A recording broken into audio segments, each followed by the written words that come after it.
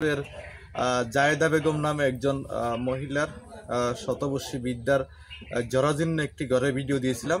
মৃত্যু পর্যন্ত ওনার একেবারে শেষ জীবন পর্যন্ত ওনার এই বিষয়টা আমার খুব খারাপ লাগছে দেখা। মানুষ দুর্নীতি তো খারাপ হতে পারে, কেউ চোখে আস পড়ে না এগুলা।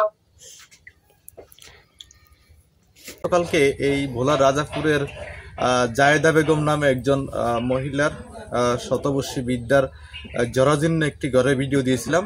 তো এর পরবর্তীতে আমাদের যে মানবিক মানুষ সৌদি আরব প্রবাসী উত্তর দিগন্তের কৃতি সন্তান, তিনি এই জায়েদা বেগমের জন্য আজকে উপহার পাঠিয়েছেন। এখানে তার যেই বাজার সামগ্রী রয়েছেন, বিশেষ করে চাল, মুড়ি, তেল, ডিম, অর্থাৎ যা যা দরকার ইত্যাদি আমরা সব কিছু এখানে নিয়ে এসেছি।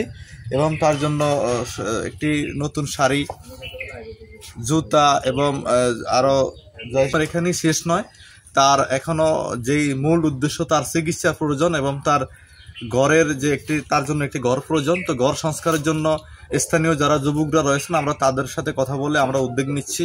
কাশিম ভাইও আমাদের পাশে থাকবেন। এই যে সমস্যা ভালো না, ওনার নাম আবুল কাশেম, হ্যাঁ, ওনার জন্য নামাজ পড়ে দোয়া করেন, ঠিক আছে?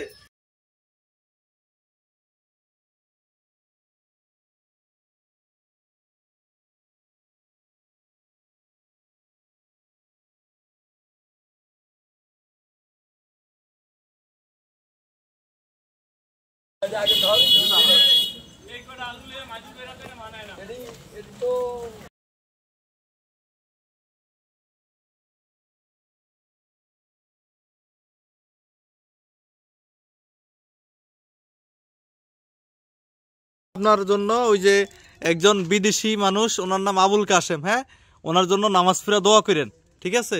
উনি আপনার জন্য এই যে একটা নতুন এই শাড়ি পাঠাইছে, তারপর হইলে আপনার এই যে সায়া ব্লাউজ পাঠাইছে, আমরা এই সায়া ব্লাউজ সিলানোর ব্যবস্থা আমরা করে দেবো।